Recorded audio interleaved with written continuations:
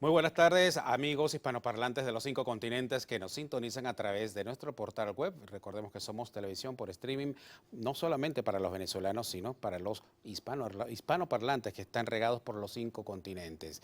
Esto es www.elvenezolanotv.es y en este espacio de entrevista hoy tenemos a una persona que quizás cabalga entre el mundo de la política, de la sociología, del derecho, de la cultura, de la defensa de los derechos humanos, un poquito de todo. Él se llama Ignacio Arzuaga, español. Ignacio Arzuaga Rato es abogado, licenciado en Derecho por la Universidad Pontificia de Comillas y ha completado su formación con un máster en Nueva York. En 2001 fundó la organización o la ONG hazteoir.org, y desde entonces es su presidente. Se trata de un movimiento que promueve desde España la participación de la sociedad civil en la defensa de los derechos humanos de manera completa, dice la web, desde su concepción hasta la muerte natural. Y sigue diciendo en su portal, está convencido de que un pequeño grupo de ciudadanos reflexivos y comprometidos puede, con la ayuda de Dios, cambiar el mundo. Ignacio, si yo fuese activista de Podemos, por ejemplo, ya le estaría acusando ya a usted de facha o, para no ser tan directo, de ultraconservador. Pues así es, porque efectivamente los laicistas, y ahí incluimos también al partido político Podemos, quieren excluir la religión y las creencias de la vida pública. O sea, parece que no podemos los creyentes, los cristianos, decir que creemos en Cristo y manifestarlo en público, manifestarlo en Internet con naturalidad. Y yo creo que eso es otra de las libertades fundamentales, la libertad religiosa, que consiste precisamente en no solo practicar nuestra fe, sino el poder compartir esa fe, hacerla pública y hablar en público también desde nuestra condición de creyentes. Por supuesto que nosotros desde Hazteoir normalmente actuamos desde nuestra condición de ciudadanos, que es compatible con la de ser creyentes, ¿no? Y bueno, pues yo estoy convencido de que Podemos pues tiene una mentalidad totalitaria, una mentalidad en la que los que no comparten sus ideas o los que expresan ideas que son contrarias a las suyas, pues no deberíamos de tener una voz, una presencia pública, ¿no? Ya vamos a entrar a hablar de Podemos, pero es que a mí me llama la atención y un poco porque tenemos público hispanoamericano, no solamente en España, sino también en América. Y como decía, introduciendo el programa, pues en los 5 continentes hay hispanoparlantes, pues somos 300, 400 millones más o menos. Sí. Y siempre que se habla de religión en España es imposible no caer en esa especie de dicotomía. Si eres creyente, que yo lo soy tanto como usted, que seamos calificados como de ultraderecha, como fachas, como ultraconservadores, como que manejamos una serie de valores que no están cónsonos con la modernidad. Y si tú dices que eres ateo, pues eres progresista, eres un hombre de avanzada, estás con la movida contemporánea, en fin. ¿Por qué sucede eso en España?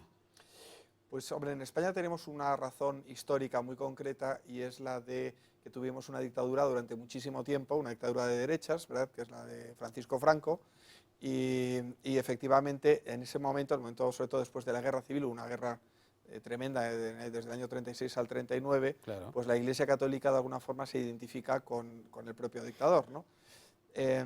Pero yo creo que esto es una idea que no solo se produce en España, sino que se produce en todo el mundo occidental, ¿no? Y yo creo que ahí la izquierda siempre ha sido muy buena, la izquierda democrática y la izquierda totalitaria también, en unir a sus principios y sus ideas a la idea de progreso, ¿no?, y de futuro.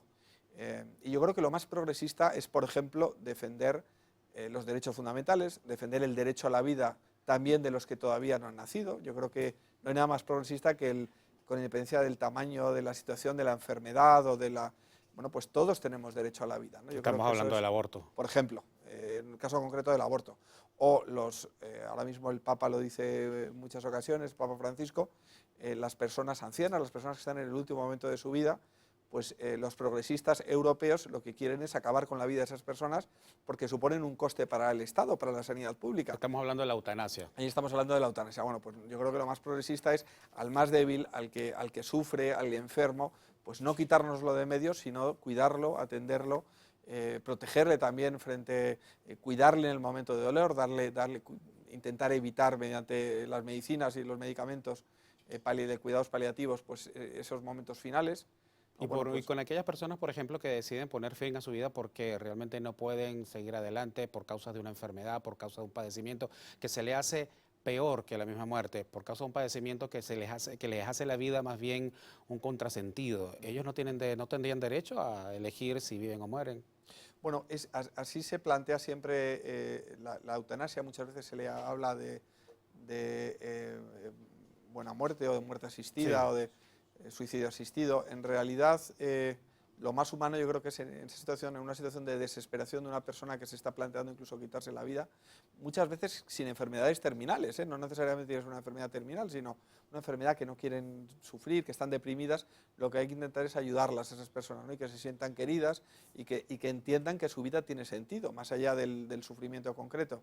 En países donde se empieza legalizando la eutanasia para esos casos, como por ejemplo Holanda o Bélgica, aquí en Europa, muchas veces se acaba derivando a una situación en la que ya no es la persona la que decide su muerte, sino que una persona que está inconsciente, bueno, pues son sus familiares inicialmente, y finalmente es el médico, muchas veces el médico del Estado que quiere ahorrar dinero a la sanidad pública, la que decide sobre la vida de esa persona, ¿no?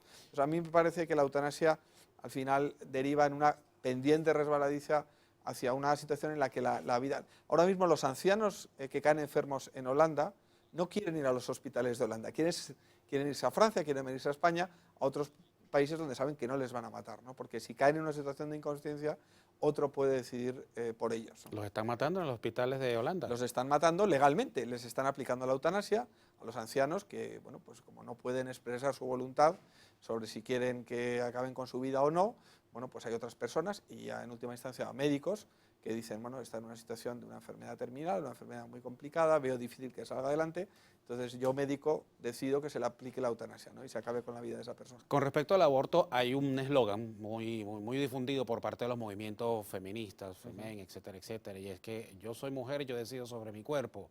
Es mi derecho decidir qué hago o qué no sobre mi cuerpo. Y yo pienso que al final de cuentas pueden tener razón, o sea, son mujeres.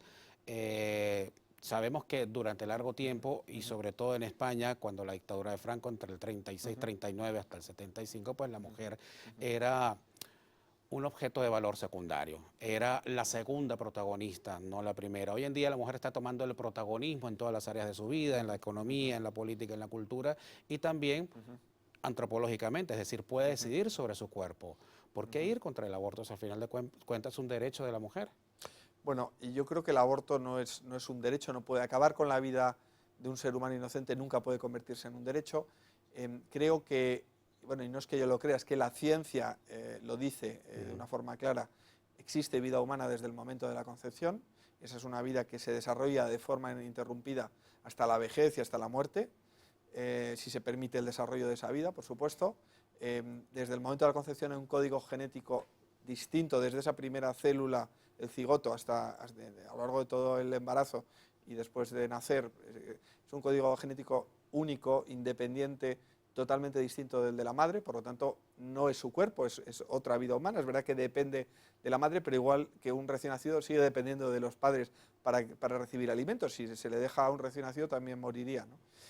Yo sí estoy totalmente de acuerdo en que la mujer pueda decidir sobre su maternidad. Y es cierto que en otras épocas la maternidad de la mujer a lo mejor ha sido el marido quien la ha decidido.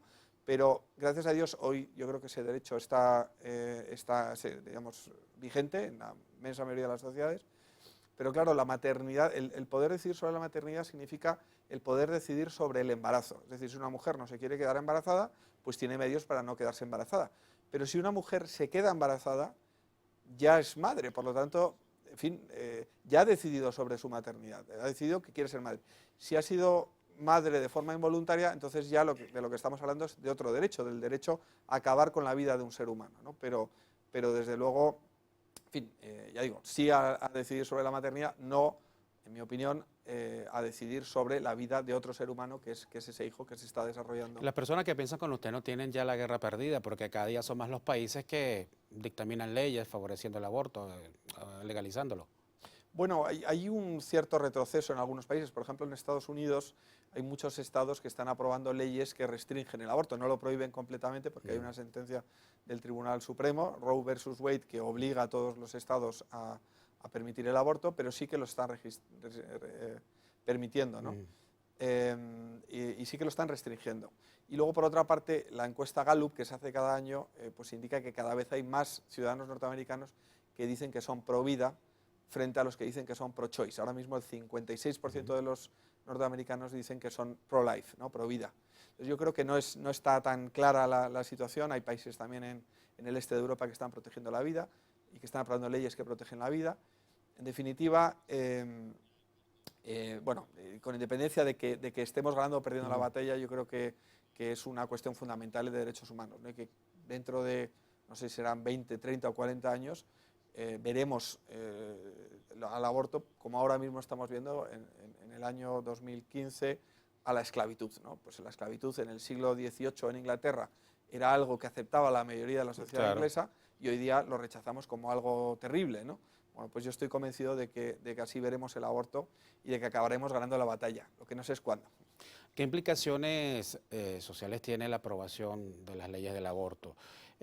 No sé si decirle que desde el punto de vista moral, porque no sé, no es que tampoco yo sea experto en temas morales, pero me viene a la cabeza lo que ha sucedido en Venezuela, nuestro país de origen. En Venezuela el gobierno tenía un eslogan muy querido por la izquierda, que es el de patria, socialismo o muerte. Una vez que el presidente Chávez se enferma, una enfermedad terminal como todos sabemos, cambia el eslogan y ya no es patria, socialismo o muerte, sino patria, socialismo o vida. ¿Qué implicación tiene en el discurso público el aborto desde ese sentido? O sea, desde el aprecio de la vida o el desprecio de la vida o el aprecio de la muerte, un poco enrevesada la cosa, pero ¿qué influencia tiene en el manejo del discurso con respecto al problema moral de la vida y la muerte?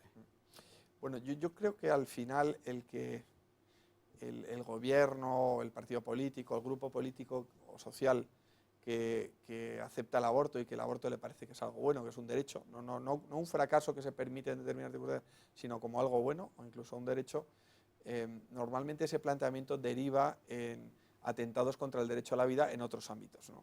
Entonces, ocurre como ocurre en Venezuela, que el ejército o la policía dispersa una manifestación acabando con la vida de manifestantes que se estaban manifestando por otra parte de forma pacífica, porque la vida pasa a tener un sentido relativo, ¿no? En España pues teníamos un grupo terrorista, en el País Vasco, pues o tenemos un grupo terrorista que hasta hace poco asesinaba a personas, hacía atentados. Bueno, pues también hablaba y defendía el socialismo real, ¿no? Y entonces, bueno, la experiencia también en concreto, si te vas ya a las ideologías totalitarias de izquierdas, el socialismo, el comunismo, finalmente, bueno, pues, y sobre todo recordamos un poquito lo que pasó en la historia, pues hay un desprecio absoluto para la vida concreta del individuo. Entre otros motivos, y sobre todo si nos fijamos en la filosofía marxista, claro, si no hay... O sea, si la colectividad es el único sujeto político, el único sujeto social, y el individuo no tiene más valor que como parte de esa colectividad, bueno, pues al final se puede acabar con la vida. El individuo no es más que un instrumento para el fin del partido, que en el caso del marxismo pues es la sociedad proletaria, o como lo quieran explicar, ¿no? Los derechos humanos se pierden en la colectivización de las sociedades, como estamos viviendo en Venezuela. En Venezuela el individuo pierde valor precisamente en favor de ese colectivo llamado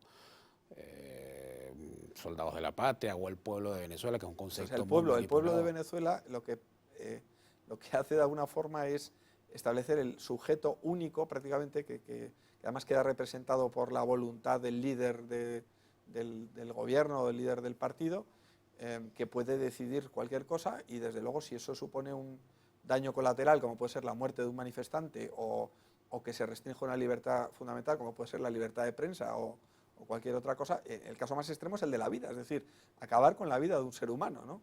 Y eso se produce en gobiernos autoritarios, en gobiernos dictatoriales o totalitarios, donde efectivamente lo importante es el proyecto. En el caso de los nazis, pues era la raza, ¿no?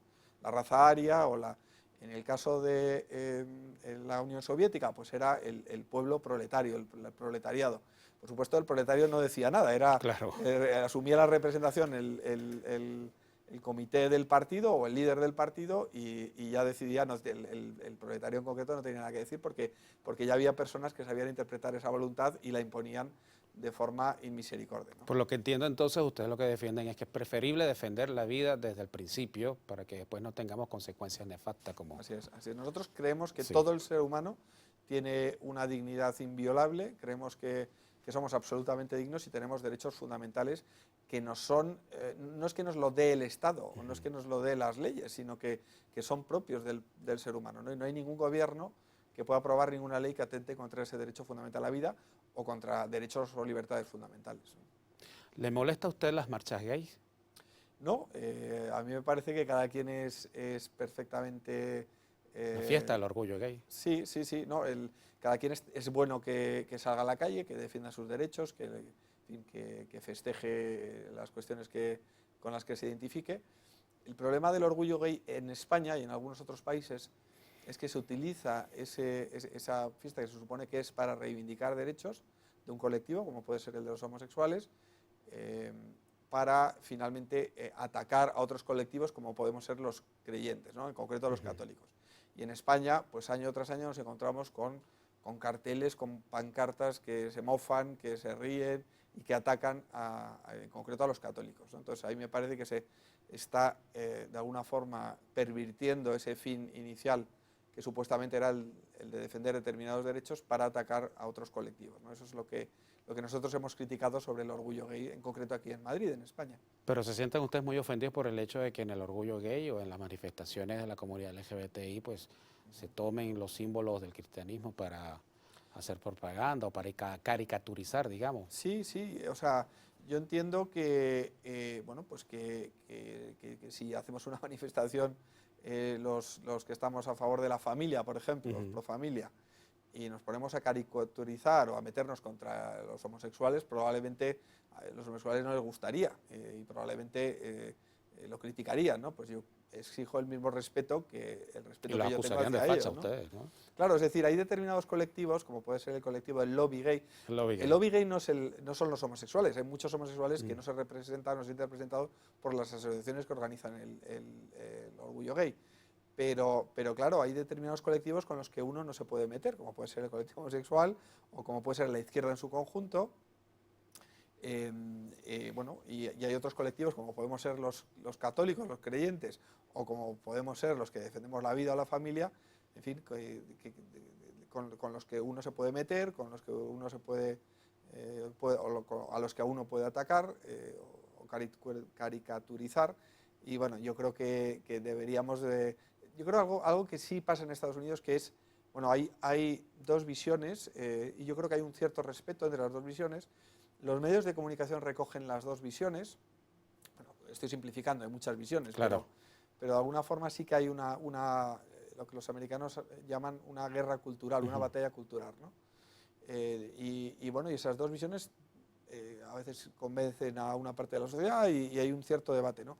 Aquí en Europa y en España en particular parece que solo hay una visión, que es la canónica, es la buena, que es la progre, la laicista, la de izquierdas, y luego cualquier otra persona que nos atrevamos a criticar esa visión, pues estamos como fuera del sistema y automáticamente se nos ataca y se nos insulta y se nos dice que somos unos ultras y no se entra ese diálogo que sí se produce en Estados Unidos, ¿no? Entonces, ¿por qué ellos tienen tanto prestigio y...?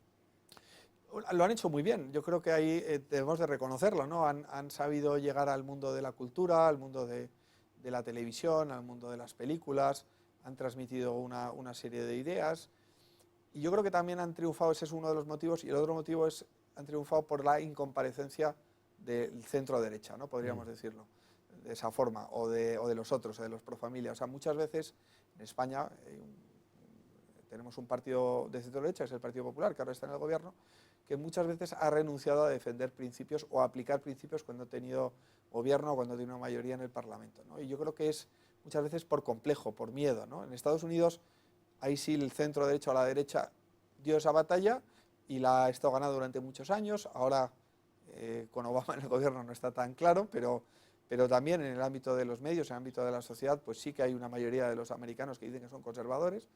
Y sin embargo, ya digo, en muchos países de Europa y en España en particular, el centro derecha ha decidido retirarse de esa batalla cultural y por lo tanto pues la izquierda ha aplastado a la derecha política y también a los miembros de la sociedad que no compartimos esas ideas. Y ojo, porque ahorita que usted está hablando de la la formación de centro-derecha en Estados Unidos, ojo, vamos a mosquearnos porque ahorita está Donald Trump dando mucho que hablar y parece que la cosa va candente, pero vamos a cambiar un poquito de tema, Sí. Ignacio, porque fíjate, ¿cómo meterías a 5 millones de judíos en un coche pequeño?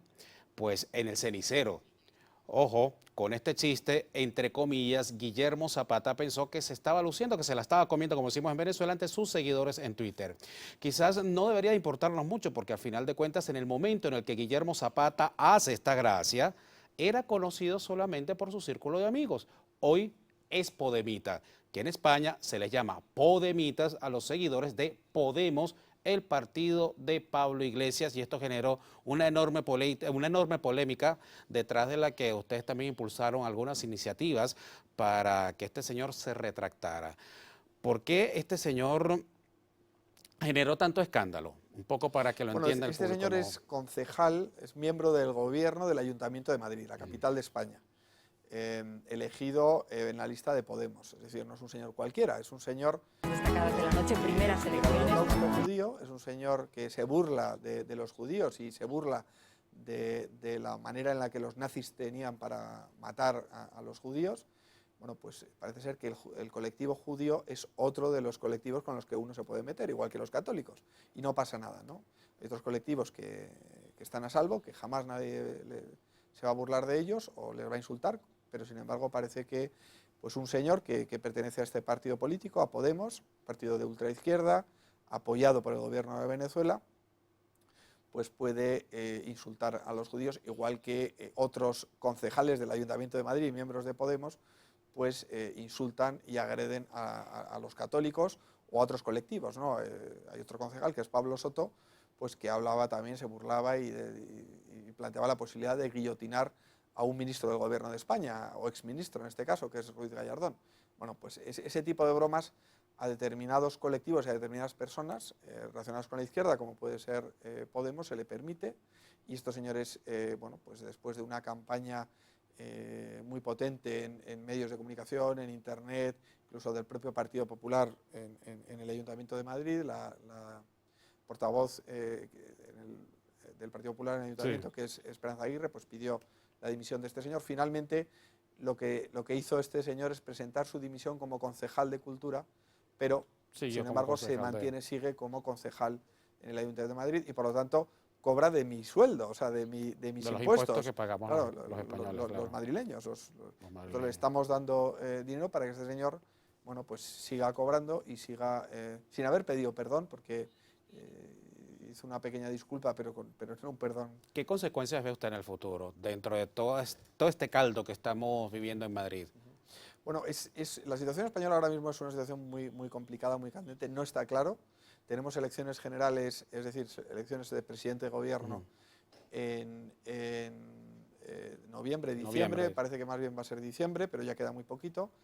Y entonces parece que está claro que el primer partido, el partido más votado va a ser el Partido Popular, de centro-derecha. El segundo será probablemente el PSOE, el Partido Socialista, o bien el propio Podemos. El tercero se lo va a repartir Podemos o PSOE. Y el cuarto, un partido de centro que se llama Ciudadanos. En España no son unas elecciones presidenciales donde el partido más votado es el que consigue la presidencia del gobierno, sino que se vota al Parlamento y luego son los congresistas, los miembros del Congreso, los que votan al presidente del gobierno. Cabe una posibilidad de un pacto entre el PSOE y Podemos, que es el pacto que se ha producido, por ejemplo, en el Ayuntamiento de Madrid. Y si Podemos quedar a segunda fuerza política, pues Pablo Iglesias, que es el líder de Podemos, podría llegar a ser el presidente del gobierno. ¿Y eso qué significaría, tomando en cuenta que Manuela Carmena, que no dice ser podemita, pero que al final de cuentas lo es, permite que en sus filas esté un concejal que se permita hacer chistes antisemitas en pleno siglo XXI? ¿Qué puede significar eso? Bueno, pues eso significa que en España podemos encontrarnos con un gobierno que restrinja gravemente las libertades de los ciudadanos.